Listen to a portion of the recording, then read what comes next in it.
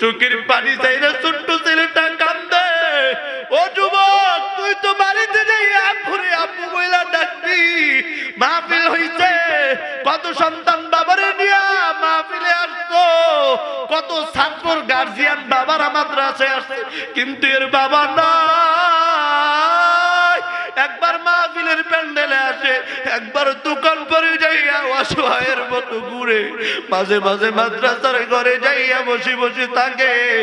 একটু তাকাইয়া দেখো এই সন্তানটার কি অপরাধ, এই সন্তানটার কি এই বয়সে বাবা।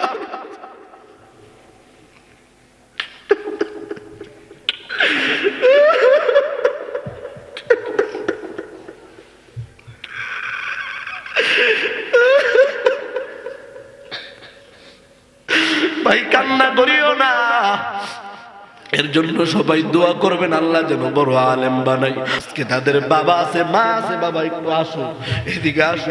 এই যে তাকায় দেখো কত মুরব্বীরা চোখে পানি। এই যে ছোট্ট ছেলেটার বুকের সাথে একটু বুকটা লাগাও বাজার, একজন আরেকজনের বুকের সাথে একটু বুকটা লাগাও। ছোট্ট ছেলেটার একটু ধরো, তার বাবা না, একটু বাবা কোনোদিন বুকের ভিতরে জড়াইয়া বাবারে বলতে পারবে না।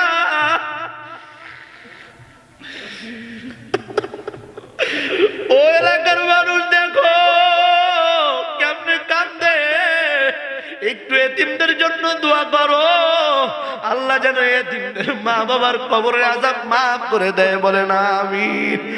লা ইন শাকারতুম লা আযীদান্নাকুম ওয়া লা ইন কাফারতুম ইন্না আযাবি লাশাদীদ। বলেন আল্লাহু আকবার। আল্লাহ রাব্বুল আলামিন এই আয়াতের প্রথম অংশের ভিতরে বলেন লা ইন শাকারতুম লা আযীদান্নাকুম। আমার যেই বান্দা বান্দি আমি আল্লাহ রাব্বুল আলামিনের নিয়ামত পাওয়ার পর নিয়ামতের শুকরিয়া আদায় করবে, আমি আল্লাহ রাব্বুল আলামিন তার নিয়ামতকে আরো বাড়ায় দিব। বলেন সুবহানাল্লাহ। হয় না? আরো জোরে বলেন সুবহানাল্লাহ। পরের অংশে বলেন ওয়ালা ইন কাফারতুম ইন্না আযাবি লাশাদীদ। আর আমার যে সমস্ত বান্দা বান্দিরা আমি আল্লাহ রাব্বুল আলামিনের নিয়ামত পাওয়ার পর নিয়ামতের শুকরিয়া আদায় করবে না, কৃতজ্ঞতা আদায় করবে না, নাশকর করবে, আমি আল্লাহ রাব্বুল আলামিন তাদের নিয়ামত যতটুকু দিয়েছি ওই অতটুকু ছিনায় নিব। শুধু ছিনায় নিব না, আমার নিয়ামত পাওয়ার পর নিয়ামত খাওয়ার পর আমার নিয়ামতের শুকরিয়া আদায় করলো না, আমি রবকে সেজদা দিল না, কৃতজ্ঞতা আদায় করলো না, তার জন্য আমি রব কাল কঠিন কিয়ামতের ময়দানে ওই নাফরমানের জন্য কঠোর থেকে কঠোরতম শাস্তি জাহান্নামের ব্যবস্থা করে দিব। বলেন নাউযুবিল্লাহ। এজন্য আমরা যদি আল্লাহ তাআলার পক্ষ থেকে নিয়ামত পাইতে চাই, আল্লাহর দয়া ভালোবাসা পাইতে চাই, সর্বদাই শুকরিয়া আদায় করতে হবে কার? জোরে বলেন, শুকরিয়া আদায় করতে হবে কার? একটাবার জোরে আওয়াজ দেন, বলেন না আল্লাহ। হয় না? আরো জোরে জবান খুলে বলেন আল্লাহ। আমি আপনাদের সামনে ছোট্ট একটা সূরা তেলাওয়াত করছি। সূরাটার নাম হলো সূরাতুল ইখলাস, যেটাকে আমরা আমাদের ব্যক্তিগতভাবে বলি কুল হু আল্লাহ সূরা। কি সূরা? কি সূরা? অনেকে আবার কয় কুল ফু আল্লাহ সূরা। হ্যাঁ, কি কয়? কুল ফু আল্লাহ সূরা। কুল হু আল্লাহ না কুল ফু আল্লাহ? কুল হু আল্লাহ। অনেকেই চিন্তা করে হুজুর চাইছে, দেখা যায় ছোট মানুষ কতক্ষণ ধরে রাখে, বেশি দেরি করাবো না, অল্প সময় ছেড়ে দিব ইনশাআল্লাহ। দ্বিতীয় বক্তা আলোচনা করছে, এর আগে আরো অনেকে আলোচনা করছে, অনেক লম্বা সময় পার হয়ে গেছে, লম্বা সময় নষ্ট করব না। অনেকেই ভয়ে আছে, কই কি যে করে, ইনশাআল্লাহ লস করাবো না। কেমন একটা ছোট্ট একটা ঘটনা মনে পড়ছে, ছোট্ট একটা রাসূলের হাদিস মনে পড়ছে, বলবো? বলেন বলবো? আল্লাহর রাসূল সাল্লাল্লাহু আলাইহি ওয়াসাল্লাম একদিন খোলা ময়দানের ভিতরে নামাজ পড়তেছে। ওই সময় নতুন একজন ঈমান গ্রহণ করছে, কালেমার সায়াতলে আসছে। এখনো সে এক তো নামাজও পড়ে নাই, কেমনে নামাজ পড়া লাগবে সেটাও জানে না। কিন্তু আরবের মানুষ তো আরবি জানে, সব অর্থ বুঝে, ঠিক কিনা বলেন? তা আপনার আমার নবী মুহাম্মদুর রাসূলুল্লাহ সাল্লাল্লাহু আলাইহি ওয়াসাল্লাম প্রথম তাকবীর আল্লাহু আকবার দিয়া সূরা ফাতিহা তেলাওয়াত করছে। কি সূরা? এই যে একটু আগে প্রধান অতিথি চলে গেছে। আমি প্রধান অতিথির ওয়াজ শুনলাম, কিন্তু প্রধান অতিথি আমার ওয়াজ শুনল না। এই কষ্ট যে কই রাখার জায়গা নাই। আল্লাহ প্রধান অতিথিকে কবুল করুক। ভালো কিছু কথা বলছে আলহামদুলিল্লাহ। তো উনি সূরা ফাতিহা আলহামদুলিল্লাহ সূরার কথা বলছিল। আপনার আমার নবী মুহাম্মদুর রাসূলুল্লাহ সাল্লাল্লাহু আলাইহি ওয়াসাল্লাম খোলা ময়দানের ভিতরে নামাজ পড়তেছে। প্রথম তাকবীর দিয়া সানা পড়ার পর আউযুবিল্লাহ বিসমিল্লাহ পরে সূরা ফাতিহা তেলাওয়াত করা শুরু করলো। সূরা ফাতিহার পরে সূরা মিলানো লাগে না? আপনার আমার নবী মুহাম্মদুর রাসূলুল্লাহ সাল্লাল্লাহু আলাইহি ওয়াসাল্লাম ওই সূরার পর একটা সূরা মিলাইছেন, যেই সূরাটার নাম হলো সূরাতুল বাকারা। কি শুনেন? কুরআনুল কারীমের নিয়ম অনুযায়ী এটা কুরআনুল কারীমের 2 নম্বর সূরা। আলহামদুলিল্লাহ সূরার পরেই সূরার নাম কি? বাকারা। বাকারা অর্থ কি জানেন? গাবি। কি কি? গাবি। বাকারা অর্থ গাবি। আপনার আমার নবী নামাজে দাঁড়ায় সূরা ফাতিহার পর সূরা বাকারা অর্থাৎ গাবি মার্কা গাবিওয়ালা সূরা তেলাওয়াত করা শুরু করলো। মুসলমান ভাইরা আমার, কলিজার টুকরা যুবক ভাই, ও বিদ্যু বাবা, পর্দার আড়ালের মা বোনেরা আমার, লম্বা করব না, ছোট্ট ঘটনাটা শুনাইয়া উদাহরণ দিয়া আমি আমার যেই সূরা তেলাওয়াত করছি সূরার ভিতরে আলোচনা করব ইনশাআল্লাহ। নবী আমার নামাজের ভিতরে দাঁড়াইয়া সূরা বাকারা তেলাওয়াত করতেছে। আলিফ লাম মিম, এরপরে আয়াত তেলাওয়াত করতেছে একের পর 2, 2 এর পর 3, 3 এর পরে 4, তারপরে 5, 6, 7 এরকম ভাবে তেলাওয়াত করতে সূরা বাকারা শেষ করে দিছে। অর্থাৎ গাবি মার্কা সূরাটা যা আছে সূরা শেষ করে দিয়া আল্লাহর রাসূল রুকুর ভিতরে গেছে।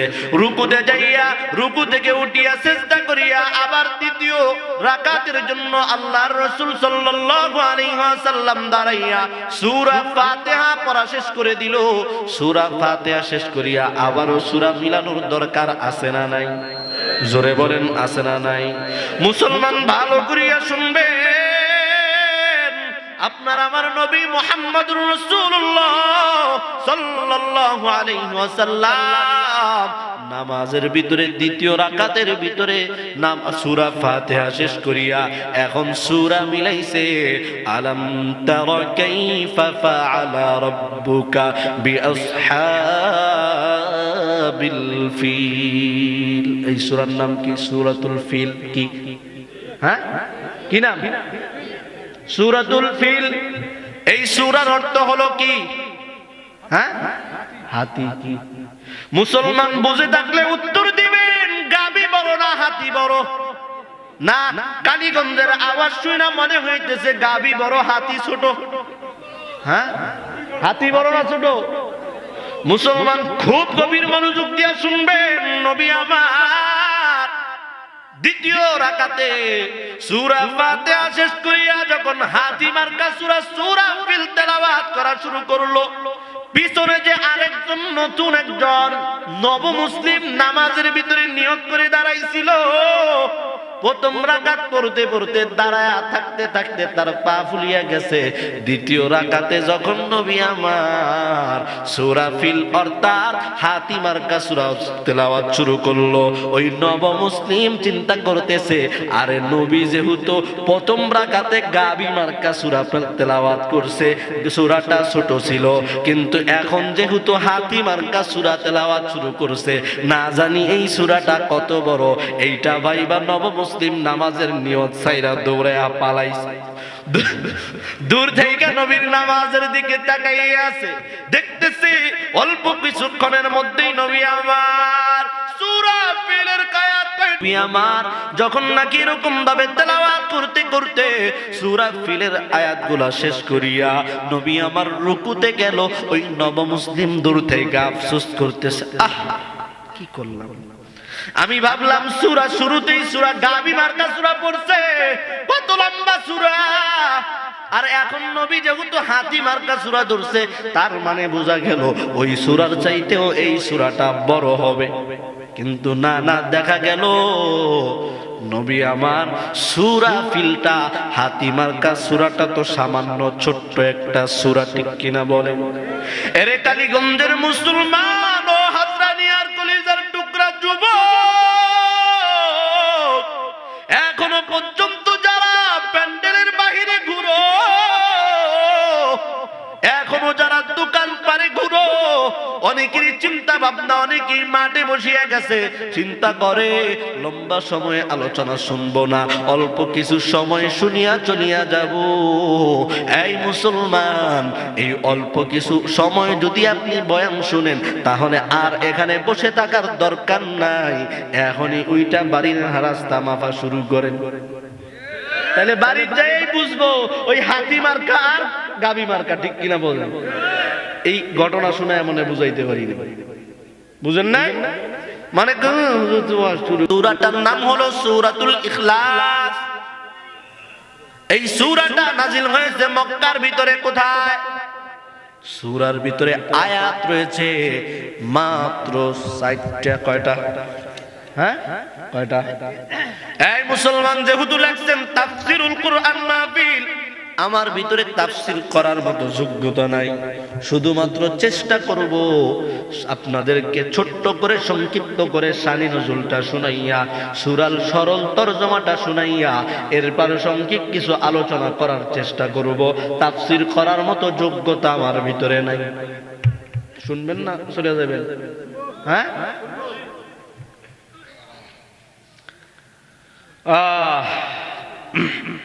তাহলে আমি যে সূরাটা তেলাওয়াত করেছি, সূরার নাম কি বলেন?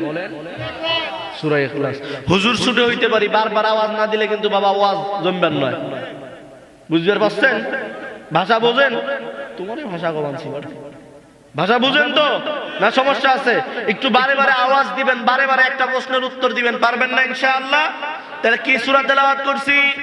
সূরা নাজিল হয়েছে কোথায়? মক্কায়। সূরার ভিতরে আয়াত আছে কয়টা? 4টা। এখন আসেন, এই সূরাটা যে নাজিল হয়েছে, সূরা নাজিল হওয়ার পিছনে কোনো কারণ আছে না নাই? যেটাকে বলা হয় শানে নজুল। কি শানে নজুল? আপনাদেরকে ছোট্ট করে শোনাই। আপনার আমার নবী যখন মক্কার ভিতরে আসলেন, আসার পর নবুয়ত পাওয়ার পর এক কালেমার দাওয়াত দিচ্ছে, এক আল্লাহর দাওয়াত দিচ্ছে। কখন? যেই সময় মক্কার মানুষরা এক খোদায় বিশ্বাসী না, এক আল্লাহ বিশ্বাসী না, তারা সর্বনিম্ন 360 জন খোদায় বিশ্বাসী।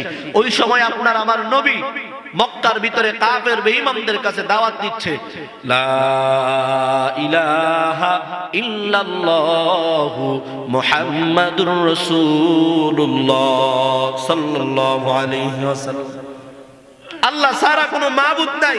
আর আমারে এতদিন পর্যন্ত তোমরা আব্দুল্লাহর পুত্র মুহাম্মদ বলে ডাকছো, আমি আর এখন থেকে আব্দুল্লাহর পুত্র মুহাম্মদ না, শুধু আমি এখন থেকে হইলাম আল্লাহ তাআলার প্রেরিত রাসূল মুহাম্মাদুর রাসূলুল্লাহ।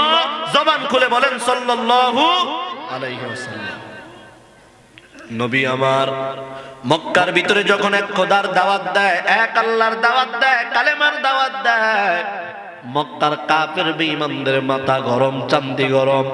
আর এই আব্দুল্লাহর পুত্র মুহাম্মদ মক্কার ভিতরে এক খোদার দাওয়াত দেয়, এক আল্লাহর দাওয়াত দেয়। আমরা তো এতদিন পর্যন্ত জানতাম আমাদের খোদা সর্বনিম্ন 360 জন, আর আব্দুল্লাহর পুত্র মুহাম্মদ এখন আবার নতুন করে এক খোদার দাওয়াত দেয়। না না না, আব্দুল্লাহর পুত্র মুহাম্মদের দাওয়াত দিতে দেওয়া যাবে না, কারণ আব্দুল্লাহর পুত্র মুহাম্মদ যদি এক খোদার দাওয়াত দেয়, এক আল্লাহর দাওয়াত দেয়, তাহলে তো আমাদের বাপ দাদার ধর্মের ভিতরে কলঙ্ক লাগিয়া যাবে, আমাদের বাপ দাদার ধর্ম ডুবিয়া যাবে। আব্দুল্লাহর পুত্র মুহাম্মদকে কালেমার দাওয়াত দিতে দেওয়া যাবে না। মুসলমান ভাইয়েরা আমার, পর্দার আড়ালের মা বোনেরা আমার, একটু ভালো করিয়া গভীর মনোযোগ দিয়া কথাগুলো শুনবে। নবী আমার দাওয়াত দেয় কাফের বেঈমানদার নবীরে আটকানোর জন্য। পাই তারা শুরু করিয়া দিল। আরে আব্দুল্লাহর পুত্র মুহাম্মদ দাওয়াত দেয়, আব্দুল্লাহর পুত্র মুহাম্মদ যে এক খোদার দাওয়াত দেয়, আমাদের 360 জন খোদা মিলা আমাদের সমস্যা সমাধান করতে পারে না। আর আব্দুল্লাহর পুত্র মুহাম্মদের খোদা এক খোদা কেমনে আমগো সমস্যা সমাধান করবে? ঠিক না? ঠিক, বুঝি শুনি উত্তর দেন। কাফের বেঈমানরা বলতেছে আমাদের খোদা 360 জন, আমগোর সমস্যা সমাধান করতে পারে না, তবুও আমগো খোদারে আমরা ঘরের ভিতরে বন্দি করে তালা মাইরে রাখছি যেন খোদায় দৌড় না দেয়। আর আব্দুল্লাহর পুত্র মুহাম্মদ কয় তার এক খোদা, তার এক খোদায় কেমনে আমগো সমস্যা সমাধান করবে? বলেন না আউযুবিল্লাহ। নবী দাওয়াত দিচ্ছে মক্কার, আস্তে আস্তে করিয়া কাফের বেঈমানরা নবীর কালেমার ছায়া তলে আসতেছে। আবু জেহেল, উতবা, সাইবা সবার মাথা গরম। আব্দুল্লাহর পুত্র মুহাম্মদকে থামাইতে হবে, আটকাইতে হবে। আব্দুল্লাহর পুত্র মুহাম্মদকে যদি আমরা আটকাইতে চাই তারে এরকম ভাবে আটকানো যাবে না, তার চাচার কাছে বিচার দেওয়া লাগবে। আপনার আমার নবীরে আটকানোর জন্য, কালেমার দাওয়াত দেওয়ার বন্ধ করার জন্য নবীর চাচাদের কাছে মক্কার কাফের বেঈমানরা বিচার দিতে গেল। এরে তোমার ভাইয়ের সন্তান, তোমার ভাই আব্দুল্লাহর পুত্র মুহাম্মদ মক্কার ভিতরে এক খোদার দাওয়াত দেয়, এক আল্লাহর দাওয়াত দেয়। তোমার ভাতিজারে আটকাইতে হবে, তোমার ভাতিজারে থামাইতে হবে, তোমার ভাতিজারে দাওয়াত দিতে দেওয়া যাবে না, তোমার ভাতিজারে থামাইয়া দাও। নবীর চাচাদেরকে বিচার দিয়াও কোনো সময় কাজ হইল না। নবীর চাচাদেরকে বিচার দেওয়ার পর যখন কাজ না হয়, মক্কার কাফের বেঈমানরা চিন্তা করলো কেমনে আব্দুল্লাহর পুত্র মুহাম্মদরে আটকানো যায়। লম্বা ঘটনা সংক্ষিপ্ত করে শোনাই। ওরে কালীগঞ্জের মুসলমান ও যুবক ভাই, ও পর্দার আড়ালের মা বোনেরা আমার, এই ময়দানের ভিতরে বসিয়া গেছো,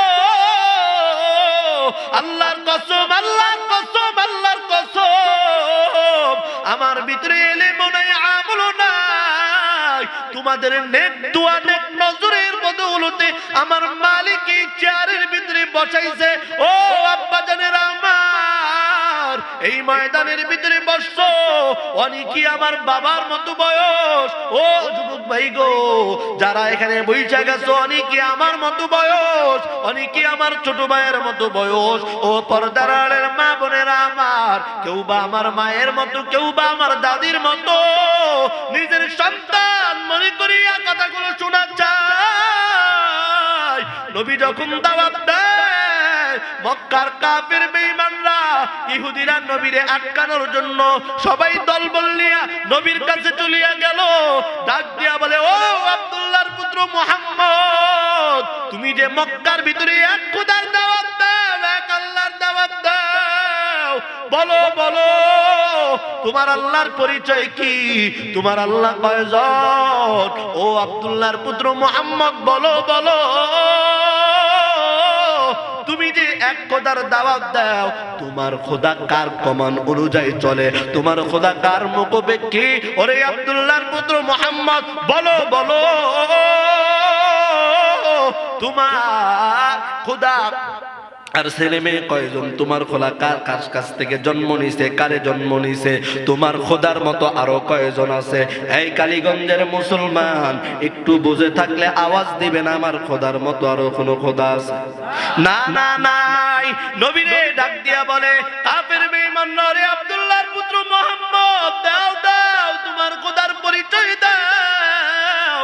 নবী আমার এখনো পর্যন্ত আল্লাহ তাআলার খোদার পরিচয়টা এখনো ভালোভাবে পায় নাই। ওই সময় যখন নাকি কাফের বেঈমানরা নবীর কাছে যাইয়া এরকম ভাবে প্রশ্ন শুরু করলো, বিভ্রান্ত ছড়ানোর চেষ্টা শুরু করলো, ওই দিক দিয়ে আমার আল্লাহ তাকাইয়া দেখে আর জিব্রাইল ডাক দিয়া বলে, এই জিব্রাইল আর দেরি করবি না, যা যা তাকাইয়া দেখ, মক্কার কাফের বেঈমানরা আমার বন্ধুরে আটকানোর জন্য, আমার বন্ধুরে অপমান করার জন্য আমার পরিচয় চায়। ও জিব্রাইল যাও, যাওয়ার দেরি করবা না, আর দেরি করবা না, যাও আমার বন্ধুর কাছে নিয়া সূরা ইখলাস অর্থাৎ কুল হুয়াল্লাহ সূরাটা নিয়ে চলিয়া যাও, আর আমি রব, আমি আল্লাহর পরিচয়টা দিয়া দাও। জিব্রাইল আইসা নবীরে ডাক দিয়া বলে, নবী আমার চিন্তার কোনো কারণ নাই, টেনশনের কোনো কারণ নাই। আল্লাহ পাক রব্বুল আলামিন তার পরিচয় দিয়া আমি জিবরাইলকে পাঠায়া দিছে। ও নবী আমার, কাফের বেঈমানরা প্রশ্ন করছে আপনার আল্লাহ কয়জন? ও নবী, আপনি তাদেরকে উত্তর জানায়া দেন, কুল হুয়াল্লাহু আহাদ। বলেন আল্লাহু আকবার। ও নবী আমার, আপনি কাফের বেঈমানদেরকে জানাইয়া দেন আমি আল্লাহ একক ও দ্বিতীয়। বলেন সুবহানাল্লাহ। হয় না আরেকটা বার জবান খুলে বলেন সুবহানাল্লাহ। কি নবীর কাছে উত্তর, নবীর কাছে জানতে চাইছে, ও আব্দুল্লাহর পুত্র মুহাম্মদ, বলো তোমার খোদা কয়জন? আল্লাহ উত্তর কি দিছে? কুল হুয়াল্লাহু আহাদ। এই মক্কার কাফের বেঈমানরা, জানিয়া নাও, শুনিয়া নাও, আমি আল্লাহ একক ও দ্বিতীয়। এখানে আল্লাহ বলে না আমি আল্লাহ এক, বলছে একক ও দ্বিতীয়। নবী আমার, কাফের বেঈমানরা আপনারে দ্বিতীয় নাম্বার প্রশ্ন করছে, আপনার আল্লাহ কার মুখোপেক্ষী অনুযায়ী চলে? ও নবী আমার, আপনি কাফের বেঈমানদেরকে জানায়া দেন আল্লাহুস সামাদ। বলেন আল্লাহু আকবার। ও নবী, আপনি জানাইয়া দেন আমি আল্লাহ কারো মুখোপেক্ষী না, সবাই আমার মুখোপেক্ষী। বলেন সুবহানাল্লাহ। ও নবী আমার, মক্কার কাফের বেঈমানরা আপনারে প্রশ্ন করছে আপনি কার কাছ থেকে জন্ম নিছেন, এমন কি আপনি কারে জন্ম দিয়েছেন? ও নবী, আপনি জানাইয়া দেন লাম ইয়ালিদ ওয়া লাম ইউলাদ। বলেন আল্লাহু আকবার। ও নবী আমার, আপনি জানাইয়া দেন আমি আল্লাহ কারো কাছ থেকে জন্ম নেই নাই, এমন কি কাউকে জন্ম দেও নাই। বলেন সুবহানাল্লাহ। ও নবী, আপনারে চতুর্থ নাম্বার প্রশ্ন করছে আমি আল্লাহর মতো আরো কেউ সমকক্ষ আসেনি? ও নবী, আপনি তাদেরকে জানাইয়া দেন ওয়ালাম ইয়াকুল্লাহু কুফুয়ান আহাদ। বলেন আল্লাহু আকবার। ও নবী, আপনি মক্কার কাফের বেঈমানদেরকে জানাইয়া দেন আমি আল্লাহর সমকক্ষ আর কেউ নাই। একটু জোরে বলেন না সুবহানাল্লাহ। কালীগঞ্জের মানুষ কথা বুঝেন, কথা বুঝেন। যদি না বুঝে থাকেন তাহলে আমারে জানায় দিবেন, আমি আমার মতো করে আপনাদের মতো কইরা শোনানোর চেষ্টা করব।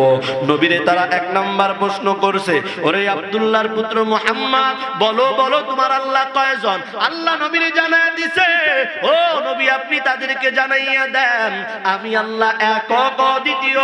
নবীরে তারা দ্বিতীয় নাম্বার প্রশ্ন করছে, ও আব্দুল্লাহর পুত্র মুহাম্মদ, বলো বলো তোমার আল্লাহ কার মুখোপেক্ষী, কার আদেশ অনুযায়ী চলে? আল্লাহ নবীরে জানাইয়া দিছে, ও নবী, আপনি কাফের বেঈমানদেরকে জানাইয়া দেন আমি আল্লাহ কারো মুখোপেক্ষী না, সবাই আমার মুখোপেক্ষী। ও মুসলমান, কাফের বেঈমানরা নবীরে প্রশ্ন করছে, ও আব্দুল্লাহর পুত্র মুহাম্মদ, বলো বলো তোমার আল্লাহ কারে জন্ম, তোমার আল্লাহ কার কাছ থেকে জন্ম নিছে, এমন কি তোমার আল্লাহ কারে জন্ম দিছে? আল্লাহ নবীরে জানাইয়া দিছে, ও নবী আমার, আপনি কাফের বেঈমানদেরকে জানাইয়া দেন আমি আল্লাহ কারো কাছ থেকে জন্ম নেই নাই, এমন কি আমি আল্লাহ কাউরে জন্ম দেই নাই। কাফের বেঈমানরা চতুর্থ নম্বর প্রশ্ন করছে, ও আব্দুল্লাহর পুত্র মুহাম্মদ, বলো বলো তোমার আল্লাহর সমকক্ষ আর কতজন আছে? মানে তোমার আল্লাহর মতো আরো কতজন আল্লাহ মিলা পৃথিবীটা চালায়? নবী আমার, নবীরে ডাক, আল্লাহ ডাক দিয়া বলে, ও নবী, আপনি কাফের বেঈমানদেরকে জানাইয়া দেন আমি আল্লাহর সমকক্ষ, আমি আল্লাহর মতো আর কেউ নাই। চিল্লায়া বলেন সুবহানাল্লাহ। শুধু তাই না, মক্কার কাফের বেঈমানরা নবীরে প্রশ্ন করে, ও নবী, ও আব্দুল্লাহর পুত্র মুহাম্মদ, বলো বলো তোমার আল্লাহ খায়নি, তোমার আল্লাহ ঘুমায়নি? বলেন নাউযুবিল্লাহ। এই কালীগঞ্জের মুসলমান, আমার আল্লাহ খায়, আমার আল্লাহ ঘুমায় না? না না, আমার আল্লাহ খায় না, আমার আল্লাহ ঘুমায় না, আমার আল্লাহর ঘুমও নাই, ক্ষুধাও নাই, তন্দ্রাও নাই। কথা বলেন ঠিক কিনা? আল্লাহ ডাক দিয়া বলেন, আল্লাহু লা ইলাহা ইল্লা হুয়াল হাই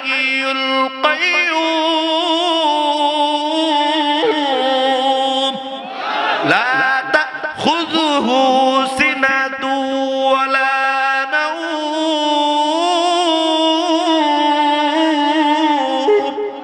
আমার আল্লাহর ঘুম নাই, আমার আল্লাহর তন্দ্রা নাই, আমার আল্লাহর ক্ষুধাও নাই, আমার আল্লাহর প্রেশানিও নাই। কথা বলেন ঠিক কিনা?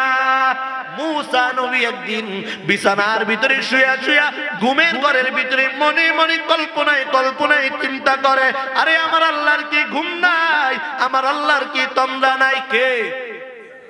মুসা নবী চিনেন? এই চিনেন মুসা নবী? চিনেন না মুসা নবী রে? নাম শুনছেন? মুসা নবী যত পয়গম্বর ছিল তাদের ভিতরে সবচেয়ে রাগী এবং নাজুর বান্দা ছিল মুসা পয়গম্বর। ঠিক কিনা বলেন? ভাই উপরে আসেন, আপনি আসেন, একটু চেয়ার দেন তো। আসেন, আসেন উপরে আসেন, আসেন আসেন আসেন উপরে আসেন, আসেন উপরে আসেন আপনি। এই যে আমার ভাই, আমার ভাই, এই যে সামনে, এই যে আপনার সামনে যে বাইরে, উপরে দেন তো। আসেন উপরে আসেন, আপনি উপরে আসেন, কাজ আছে। আপনি উপরে আসেন, কাজ আছে আপনার। আসেন। কি পয়গম্বরের নাম বললাম? মুসা পয়গম্বর। কি পয়গম্বর? এই যুবক ভাইরা মাহফিলের পক্ষে না বিপক্ষে? এই যে যারা দাঁড়ায় আছে, মাহফিলের পক্ষে না বিপক্ষে? যেটা চলে যাবে বুঝবো যেটা মাহফিলের বিপক্ষে, গেলেই বুঝবো যে মাহফিলের বিপক্ষে। তার মানে বুঝা গেল আসলে মাহফিলের বিপক্ষে। নাইলে গেছে মনে হয় বিড়ি টিড়ি খাইতে, নাকি? কোন রাগ করলেন, মন খারাপ করলেন? এই বয়ান ভাল লাগে শুনতেছেন নাকি তারে নারে শুনবেন? হ্যাঁ আছে না কিছু কিছু আইসা তারে নারে বন্ধু রে কলা খাইলো ইন্দু রে, আছে না কিছু? শুনবেন? সবই পারি বাবা, তারে নারেও পারি। তারে নারে শুনবেন না একটু বয়ান শুনবেন, কান্নাকাটির বয়ান শুনবেন? হ্যাঁ বয়ান শুনবেন। কালীগঞ্জের মানুষ ওয়াজ শুনে আমি জানি। এর আগে ওইদিকে অনেক কয়েকবার আসছিলাম, এই কয়েকদিন আগেও পাশে আসছিলাম। আল্লাহ কবুল করুক, বলেন আমিন। কি পয়গম্বরের নাম বললাম? মুসা আলাইহিস সালাতু ওয়াস সালাম একদিন ঘুমের ঘরের ভিতরে বিছানায় শুয়ে শুয়ে মনে মনে কল্পনায় কল্পনায় চিন্তা করে, আমার আল্লাহর কি ঘুম নাই, আমার আল্লাহর কি তন্দ্রা নাই? এমন সময় আমার আল্লাহ আসমান থেকে ফেরেশতা জিবরাইল ডাক দিয়া বলে, ও জিবরাইল, তাকাইয়া দেখো আমার বন্ধু শুয়ে শুয়ে মনে মনে কি চিন্তা ভাবনা করতেছে, কি পাগলামি করতেছে। যাও যাও আমার বন্ধুর কাছে যাও, না হলে তো মুসা পয়গম্বর আমার সাথে আরো পাগলামি শুরু করবে।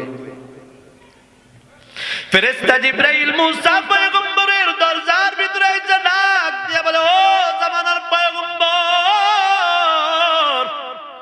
আপনি মনে মনে শুয়ে শুয়ে কি চিন্তা করতেছেন? জিবরাইল আইসা বলার সঙ্গে সঙ্গে মুসা পয়গম্বর বিছানা থেকে ঝাঁপ দিয়ে উঠে গেছে। ওইটা ডাক দিয়া বলে, ও ভাই, হঠাৎ করে আপনি আমার ঘরে কেন? ফেরেশতা জিবরাইল ডাক দিয়া বলে, ও জামানার পয়গম্বর, আপনি মনে মনে শুয়ে শুয়ে চিন্তা করেন, আমার আল্লাহর কি ঘুম নাই, আমার আল্লাহর কি তন্দ্রা নাই? মুসা নবী এবার ডাক দিয়া বলে, ও ভাই জিবরাইল, আমি মনে মনে কল্পনায় কল্পনায় চিন্তা করছি, তুমি কি মানুষের মনের খবর জানোনি? জিবরাইল ডাক দিয়া বলে, না না, আমি মানুষের মনের খবর জানি না, আমারে একজন জানাইছেন, তিনি আমার রব। কালীগঞ্জের মুসলমান ডাক দিয়া বলেন, তিনি কে? নাকি মনের খবর মানুষ জানে? আছে না কিছু দয়াল বাবা, ভণ্ড বাবা, আছে না নাই? বলবো বলবো হ্যাঁ কিছু আছে, কয় যে আরে মনের খবর না শোকের খবর জানি, ঠিক না? আছে না এরকম? যেমন একটা ঘটনা শুনছিলাম অনেক আগে, আমরা ছোট্ট থাকতে ওয়াজের ভিতরে এই ঘটনাটা শুনছিলাম। যেমন এক পীর সাহেবের, লম্বা ঘটনা ছোট্ট করে বলি, আপনারা হয়তো বা শুনছেন। এক পীর সাহেবের দাওয়াত দিছে মুরিদে যে হুজুর আমার বাড়িতে যাইবেন, দাওয়াত কি দাওয়াত। এখন পীর সাহেবের মুরিদ তার বাড়ি উল্লি মানে বউয়ের কাছে স্ত্রীর কাছে যায়, পীর সাহেবের খুব সুনাম করে, আমার পীর সাহেব এটা সেটা, আমার পীর সাহেব নদীর ভিতরে যায় নামাজ বিছায়, নদী পার হয়ে যায়, এটা করে সেটা করে, এরকম খুব গল্প সুখ স্ত্রীর কাছে আইসা পীর সাহেবের নামে খুব ভালো ভালো সুনাম বলে। তো এখন দাওয়াত খাইতে আইছে, এখন মুরিদের বউটা একটু চালাক, মুরিদের বউ যখন পিসাব বাড়িতে আসছে, ভাত দিছে, মাছ ভাজি চিনেন? আচ্ছা, এর আগে শুনি। এখন পিসাব ঘরের ভিতরে ঢুকিয়া বারবার মুরিদের বউ মুরিদের ডাক দিয়ে, কিও তোমার পিসাব বারবার কারে খেদায়? আমার বাড়ির তোর মুরগি টুরগি বা বিড়াল টিড়াল নেই, কারে কয়? কারে? আমার পিসাব বড় পিসাব। কেমন? আমার পিসাব মানে বয়ে আছে ঠিকই, কিন্তু আমার পিসাবের নজর হলো মক্কা শরীফে। মক্কা শরীফের ভিতরে কুত্তা খাদায়, বলেন না হুজুবিল্লাহ। কি খেদায়? পিসাব। মুরিদের বউ এবার কয়, আচ্ছা দেখা যাই বলা কেমন কুত্তা খাদায়। এখন ভাত দিছে, ভাত দিয়া প্লেটের নিচে দিছে তরকারি, মাছ ভাজি, কি দিছে? তরকারি দিছে, দিয়া পিসাবের সামনে ভাত দিছে। সবকিছু দেওয়ার পরে পিসাবরে কয় খাওয়া শুরু করেন। পিসাব বুঝলাম না, এরকম দাওয়াত তো কোনোদিনও পাই নাই। তরকারি ছাড়া কয়ে খাওয়া শুরু করেন। তরকারি কই? পিসাবের মুরিদের বউ এবার ডাক দিয়ে কয়, তুমি যে কও তোমার পিসাব এত বুজুর্গ, এইখানে থেকে মক্কার কুত্তা খাদাইতে পারে, মক্কার ভিতরে কি হইতেছে না হইতেছে দেখতে পারে। আমি যে ভাতের নিচে তরকারি দিছি, তোমার পিসাবের চোখে কি এটা পড়ে না? এরকম পিসাব আছে না নাই? কালীগঞ্জে আছে এরকম মুরিদ আছে? বলবো সামনে ইনশাআল্লাহ। তাহলে কি বলতেছিলাম, অন্তরের খবর আল্লাহ ছাড়া আর কেউ জানে? মনের খবর আল্লাহ ছাড়া আর কেউ জানে? কেউ জানে না। অনেকেই বলে পিসাব গায়েব জানে। আরে নবীরা গায়েব জানে না, পিসাব কেমনে গায়েব জানবো? নবীর চাইতে পিসাব বড়, ঠিক না? নবীর চাইতে পিসাব বড়। আল্লাহ মাফ করুক, বলে না আমি। মুসলমান ভাইয়ারা আমার, মন খারাপ করবেন না। মন খারাপ করার জন্য কথাগুলো বলতেছি না, কষ্ট দেওয়ার জন্য কথাগুলো বলতেছি না, শুধুমাত্র আপনাদেরকে বোঝানোর জন্য কথাগুলো মাঝে মাঝে একটু বলার চেষ্টা করি। যদি আপনি আপনার নিজের গায়ে টাইনা নেন, তাহলে আমার কোনো দোষ নাই, ঠিক কিনা বলেন? মুসলমান বলতেছিলাম, জিব্রাইল রে মুসা ডাক দিয়া বলে, ও ভাই জিব্রাইল, তুমি কি মনের খবর জানো নি? জিব্রাইল ডাক দিয়া বলে, না না, আমি কারো মনের খবর জানি না, আমারে জানায় আমার আল্লাহ।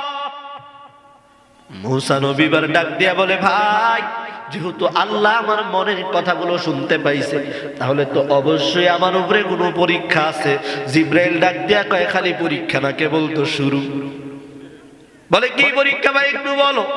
জিব্রাইল ডাক দিয়া বলে, ও জামানার পয়গম্বর, যান জলদি কইরা যায় আপনার ঘর থেকে 2টা গ্লাস নিয়ে আসেন পানি ভর্তি কইরা। মুসা কালিমুল্লাহ ঘরের ভিতরে যাইয়া 2 গ্লাস পানি আইনা জিব্রাইলের সামনে আইসা হাজির। ডাক দিয়া বলে, ভাই এই যে পানি নিয়ে আসলেন, আপনি তো পানি পান করেন না, পানি চাইলেন কেন? আমি পানি পান করি না, আমার প্রয়োজনের জন্য পানি চাই নাই। এই যে 2 গ্লাস পানি নিয়ে আসছেন, এই 2টা গ্লাস পানি আপনার হাতের ভিতরে নিয়ে দাঁড়ায়া থাকেন, একবার বলেন না মারহাবা। হয় না? জোরে বলেন না মারহাবা। মুসা নবী ডাক দিয়া বলে, ভাই কতক্ষণ? কয় কতক্ষণ ততক্ষণ বুঝি না, আমি আবার যতক্ষণ না আসবো ততক্ষণ পর্যন্ত 2 হাতের ভিতরে 2টা গ্লাস নিয়ে দাঁড়ায়া থাকতে হবে। মুসা পয়গম্বর আল্লাহ তাআলার ফেরেশতার মাধ্যমে আল্লাহ তাআলার অর্ডার পাইয়া অমান্য করতে না পাইরা 2টা গ্লাস 2টা হাতের ভিতরে নিয়ে দাঁড়ায় আছে। জিব্রাইল চইলা গেছে। মুসা কালিমুল্লাহ 2টা গ্লাস হাতের ভিতরে নিয়ে দাঁড়াইয়া থাকতে থাকতে ঘন্টার পর ঘন্টা পার হয়ে যায়, জিব্রাইল আসতেছে না। ঘন্টার পর ঘন্টা পার হওয়ার পর মুসা কালিমুল্লাহর শরীরের ভিতরে ক্লান্তি চলে আসছে, দুর্বলতা চলে আসছে। দুর্বলতা চলে আসার কারণে, ক্লান্তি চলে আসার কারণে তার চোখের ভিতরে ঘুম চলে আসছে। ও কালীগঞ্জের মুসলমান হাজরানিয়ার যুবক ভাই, সারাদিন কাজ করার পর যখন নাকি শরীরটা দুর্বল থাকে, ক্লান্ত থাকে, তখন কিন্তু অটোমেটিক ঘুমটা তাড়াতাড়ি চলে আসে, ঠিক কিনা বলে? মুসা কালিমুল্লাহ গ্লাস 2টা নিয়ে ঘন্টার পর ঘন্টা দাঁড়াইয়া থাকার কারণে তার চোখের ভিতরে ঘুম চলে আসছে। ঘুম চলে আসছে, দাঁড়ায় থাইকা কিন্তু ঘুম ধরে না, উঙ্গা নিয়ে আসে, ঝিমা নিয়ে আসে। উঙ্গানি ঝিমানি বুঝেন, ঠিক কিনা? এটারে কি কয়? উঙ্গানি বা ঝিমানি। মুসা কালিমুল্লাহ গ্লাস 2টা হাতের ভিতরে নিয়ে তার চোখের ভিতরে ভিতরে জিমানি চলে আসছে। জিমানি চলে আসার কারণে মুসলমান বুঝে থাকলে উত্তর দিবে ইল্লা লিয়াবুদুন, একমাত্র কেবলমাত্র আমি আল্লাহর ইবাদত করার জন্য, আমি রবের ইবাদত করার জন্য। ও কালীগঞ্জের মুসলমান, ও যুবক ভাই, ও বৃদ্ধ বাবা, ওটাওটি করবা না।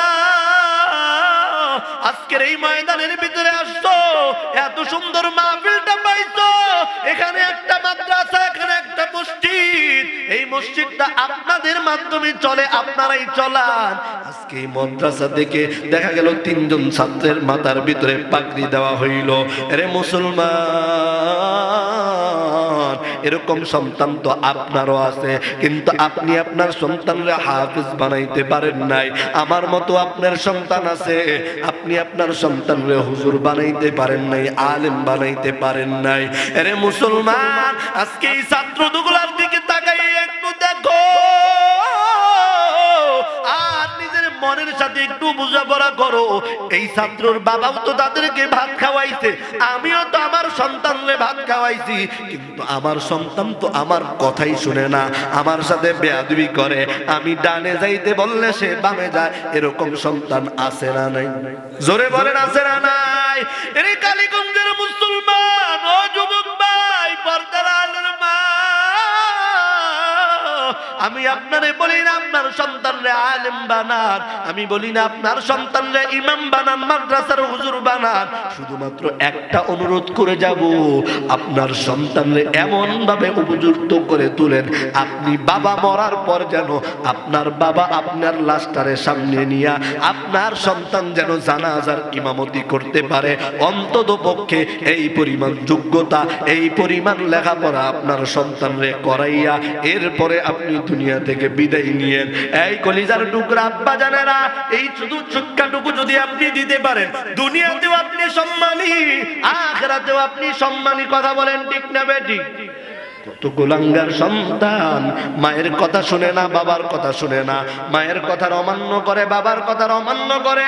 ও এলাকার মুসলমান, ও যুবক ভাই, একটু ভালো করিয়া শুনো, আজকে ময়দানের ভিতরে বসিয়া গেছো, কোন সন্তান যেন আসার সময় মায়ের কবরের পাশ দিয়ে আসছো, কোন সন্তান যেন আসার সময় বাবারের কবরের পাশ দিয়ে আসতো। এরে মুসলমান, একটু ভালো করিয়া শুনবা, আজকের মাহফিলে আসার সময় মা কবর থেকে ডাক দিয়া বলে, সন্তান মাহফিলে যাও, আমি মায়ের জন্য একটু দোয়া করবা, আমি বাবার জন্য একটু দোয়া করবা। আমি মা কবরে বড় খারাপ অবস্থায় আছি, আমি মায়ের কবরে, আমি বাবার কবরে আযাব চলতেছে। সন্তান আজকের এই সদরপাড়া মাহফিলে যাইয়া একটু আমি মায়ের জন্য দোয়া করিও, আমি বাবার জন্য দোয়া করিও। আমার জানা নাই এখানে কার যেন মা নাই, কার যেন বাবা নাই, কে যেন বসছো মা হারাইয়া ইয়াতীম, কে যেন বসছো বাবা হারাইয়া। এই যে তাকাইয়া দেখো, ময়দানের ভিতরে মায়ের কথা বলার সঙ্গে সঙ্গে, বাবার কথা বলার সঙ্গে সঙ্গে কত দাড়ি বাঁকা মুরব্বীর চোখে পানি চলে আসে, দাড়িগুলা পাইকে গেছে, নিজের সন্তান হয়ে গেছে, নাতি হয়ে গেছে, কিন্তু আজও পর্যন্ত মারে বলতে পারে না, বাবারে বলতে পারে না। ওরে মা হারা সন্তান, বাবা হারা সন্তান, আজকে মায়ের জন্য দোয়া না নিয়া, বাবার জন্য দোয়া না নিয়া যাইবা না। ওরে যুবক ভাই, তোমারও তো অনেক যুবক সন্তানের বাবা নাই, কেউ উঠবা না, একটু মায়ের কথা মনে করে, বাবার কথা মনে করে চোখের পানি ছাড়াও। ও যুবক, তোমারও তো বাবা নাই, আজকে আমি মাজেদুল ইসলাম হেলালিরে এখানে দেখতেছো, আমারও বাবা নাই। আজ থেকে দীর্ঘ লম্বা সময়, আমার বয়স যখন 5 বছর, তখন আমি আমার বাবারে হারাইছি। কোনদিন মনটা বইরা বাবারে বাবা বইলা ডাকতে পারি নাই। ও কালীগঞ্জের মুসলমান, ও যুবক, আজকে তাকাইয়া দেখো, স্টেজের ভিতরে ছাত্ররা পাগড়ি নিয়ে বইসা আছে, তাদের বাবারাও এখানে বসে আছে। আমিও তো একদিন হাফেজ হয়েছিলাম, এরকম ভাবে মাহফিলের ভিতরে আমারও পাগড়ি দিছে। আজকে তিনজন ছাত্রের মাথার ভিতরে পাগড়ি দিলাম, তিনজন ছাত্রের বাবাই আসছে। আমিও যখন হাফেজ হয়েছিলাম 14 জন ছাত্র একেবারে পাগড়ি নিয়েছিলাম, সবার বাবা। মাহফিলের দিন আসছে, যখন উপস্থাপক মাইকের ভিতরে ঘোষণা দেয়, নাম বলে সবার পরে সবার বাবার নাম বলে, যখন আমার নাম বলে তখন বলে মিতু হেলাল উদ্দিন। ও এলাকার মানুষ, ও পর্দার আড়ালের মা, নিজের মনের দুঃখ কষ্ট তোমাদেরকে বলে বোঝাইতে পারবো না। ওই দিন আমি ডানে তাকাইছি, বামে তাকাইছি, চতুর্দিকে তাকাইয়া দেখি সমস্ত ছাত্রর বাবারা স্টেজে আইসা হাজির, কিন্তু আমার বাবার নাই।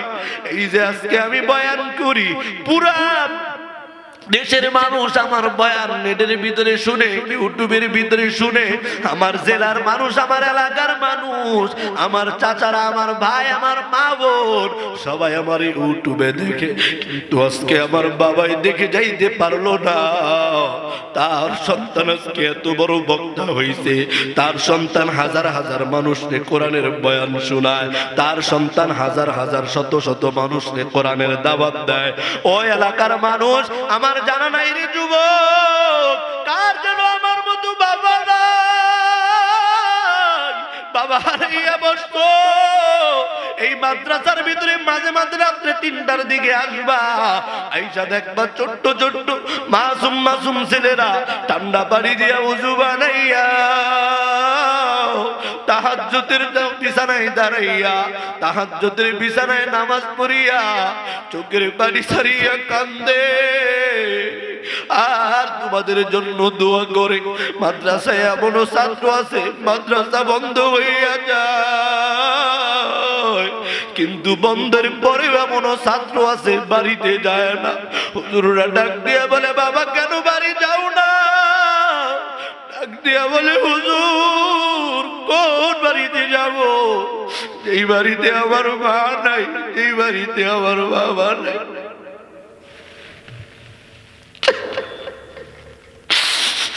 ওই এলাকার মানুষ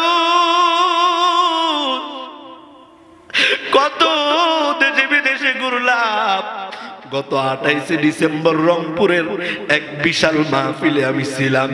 ও মুসলমান, একটা ছোট্ট ছেলে যার বয়স হয়তো বা 14 থেকে 15 বছর হবে, শিশু বক্তা নামে, মাহারা শিশু বক্তা নামে পরিচিত, ইউটিউবে সার্চ দিলে অনেক বয়ান শুনতে পারবেন। ছোট্ট ছেলে, ওই ছেলেটার মাথায় পাগড়ি দিলাম। বয়ান পাগড়ি নেওয়ার পর ওই ছেলেটা মাইক পিস্টা হাতে নিয়ে হাজার হাজার মানুষের কাছে বলে, ওই এলাকার মানুষ, ছোট্ট থেকে আপনাদের এলাকায় আমি পড়াশোনা করছি, আমার বাবা আজকে স্টেজে উপস্থিত, আমার বাবা মাথায় টুপি পরিয়া সন্তানের মাথায় পাগড়ি দিছে, সন্তান হাফেজ হইছে। আমার বাবার মন বড় আনন্দ। আমার নানা আসছে মহিলা প্যান্ডেলে, আমার নানি আসছে, খালা আসছে, দাদি আসছে, সবার মুখে কত আনন্দ। কিন্তু আজকে আমি সন্তান পাগড়ি পাইয়াও আমার মুখের ভিতরে হাসি নাই, আমার ভিতরে কোনো আনন্দ নাই। কারণ আজকে সবাই আমি পাগড়ি নেওয়ার কারণে, হাফেজ হওয়ার কারণে সবাই খুশি, কিন্তু যেই মা আমারে 10 মাস 10 দিন গর্ভের ভিতরে রাইখা, আমার মা আমারে দুনিয়াতে প্রসব করে গেছে, ওই মা আজকে দেখে যাইতে পারলো না আমি হাফেজ হইছি, আমার মাথায় পাগড়ি দেওয়া হইল। আমারও জানা নাই এই ময়দানে কার যেন মা নাই, কার যেন বাবা নাই। ও বাবা হারা এতিম সন্তান, ময়দানে বৈশা বৈশা চোখের পানি সারো, বাবার জন্য দোয়া না নিয়ে যাও না। আজকে বাড়িতে যাইবা, যাদের বাবা আছে বাড়িতে যাইয়া বাবারে বইলা, বাবা বইলা ডাকবা, মারে মা বইলা ডাকবা, কিন্তু যার মা নাই বাড়িতে যাবে, মায়ের ঘরটা থাকবে মায়ের বিছানা।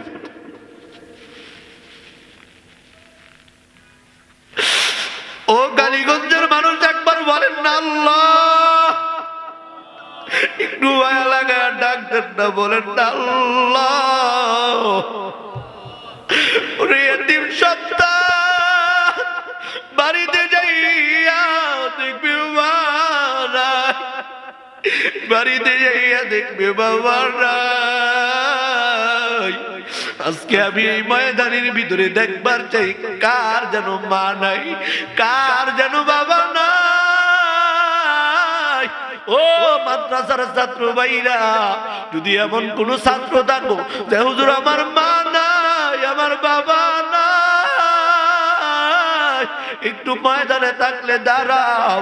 ও এলাকার যুবক ভাই, ও দাড়ি বাঁকা মুরব্বী বাবারা, লজ্জা করবা না, যার মা নাই বাবা নাই, মায়ের জন্য দোয়া নেওয়ার জন্য, বাবার জন্য দোয়া নেওয়ার জন্য একটু ময়দানে দাঁড়াও। লজ্জা করবা না, লজ্জা করবা না। এই যে তাকাইয়া দেখো দাড়ি বাঁকা মুরব্বী যুবকরা চোখের পানি চাইরা চাইরা কাঁদছে।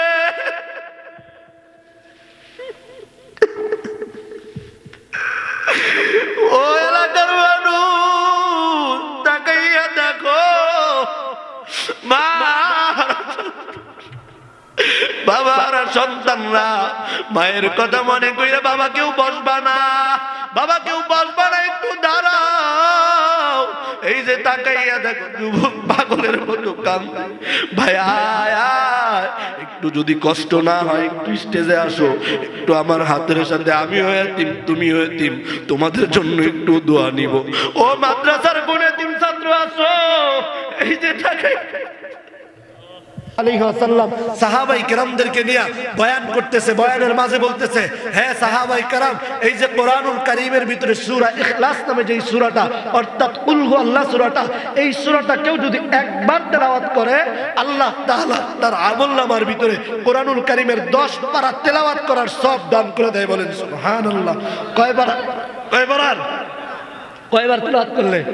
একবার যদি কেউ তেলাওয়াত করে তার আমলনামায় 10 পারার সওয়াব দান করে। বলেন সুবহানাল্লাহ। সাহাবায়ে কেরাম ডাক দিয়া বলে, ইয়া রাসূলুল্লাহ, ইয়া হাবিবাল্লাহ, কেউ যদি এই সূরাটা 2 বার তেলাওয়াত করে তাহলে তার আমলনামায় কত নেকি? আল্লাহর নবী ডাক দিয়া বলে, ও সাহাবী, কেউ যদি এই সূরাটা 2 বার তেলাওয়াত করে আল্লাহ তাআলা তার আমলনামার ভিতরে 20 পারা কোরআনুল কারীম তেলাওয়াত করলে যেই পরিমাণ সওয়াব, সেই পরিমাণ সমপরিমাণ সওয়াব আল্লাহ তার আমলনামায় দান করে দেয়। বলেন সুবহানাল্লাহ। সাহাবাই কেরাম ডাক দিয়া বলে, ইয়া রাসূলুল্লাহ, ইয়া হাবিবাল্লাহ, কেউ যদি এই সূরাটা 3 বার তেলাওয়াত করে তাহলে কি? আল্লাহর নবী ডাক দিয়া বলে, কেউ যদি এই সূরা 3 বার তেলাওয়াত করে তার আমলনামার ভিতরে 30 পারা কোরআনুল কারীম তেলাওয়াত, অর্থাৎ পুরা কোরআনুল কারীম খতম করলে যেই পরিমাণ সওয়াব পাওয়া যায়, ওই সমপরিমাণ সওয়াব সূরা ইখলাস 3 বার পাঠ করলে আল্লাহ তার আমলনামায় দান করে দেয়। বলেন সুবহানাল্লাহ।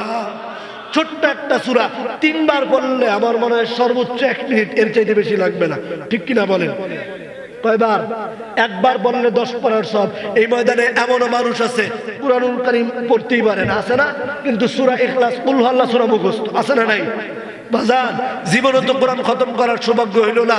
মাঝে মাঝে কাজ করতেছেন, দোকানে বসে আছেন, এমনি বাড়িতে বসে আছেন, মাঝে মাঝে এই সূরা ইখলাস 3 বার পাঠ করবেন, আল্লাহ কোরআনুল কারীম খতম করার সওয়াব দান করবে। আমি গুনাহগার মানুষ, আমার বয়ান থেকে আপনাদেরকে কিছু দিতে পারি নাই, ভালো কিছু বয়ানও করতে পারি নাই, কিছু বুঝাইতেও পারি নাই।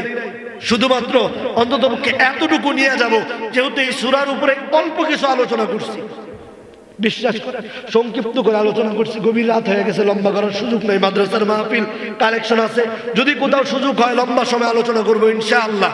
যেহেতু আসছি, আমি অন্ততপক্ষে আমি সহ আমরা সবাই 1 পারা কোরআনুল কারীমের সওয়াব নিয়ে বাড়িতে যাইতে চাই।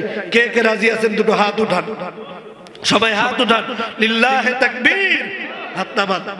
সবাই আমার সাথে আউযু বিল্লাহ বিসমিল্লাহ সহ সূরা ফাতিহা 1 বার তেলাওয়াত করে, সূরা ইখলাস বিসমিল্লাহ সহ 3 বার তেলাওয়াত করব। 3 বার তেলাওয়াত করে আমাদের আমলনামায় কমপক্ষে এটা হাদিসের কথা, রাসূলের মুখের কথা, আল্লাহর কথা। আমলনামার ভিতরে এক কোরআন খতমের সওয়াব যাবে। আমরা এক কোরআন খতমের সওয়াব নিয়ে বাড়িতে যাব ইনশাআল্লাহ। আউযু বিল্লাহি মিনাশ শাইতানির রাজীম। বিসমিল্লাহির রহমানির রহিম। কথা বলার কি আছে? সবাই পড়েন। আলহামদুলিল্লাহি রাব্বিল আলামিন আর রহমানির রহিম মালিক ইয়াউমিদ্দিন ইয়াকা না'বুদু ওয়া ইয়াকা নাস্তাঈন ইহদিনাস সিরাতাল মুস্তাকিম সিরাতাল লাযীনা আন'আমতা আলাইহিম গায়রিল মাগদুবি আলাইহিম ওয়ালাদ-দাল্লিন আমিন। বিসমিল্লাহির রহমানির রহিম। সবাই পড়েন। কুল হুয়াল্লাহু আহাদ আল্লাহুস সামাদ লাম ইয়ালিদ ওয়া লাম يولد ولم يكن له كفوا أحد. بسم الله الرحمن الرحيم. قل هو الله أحد الله الصمد لم يلد ولم يولد ولم يكن له كفوا أحد. أكبر.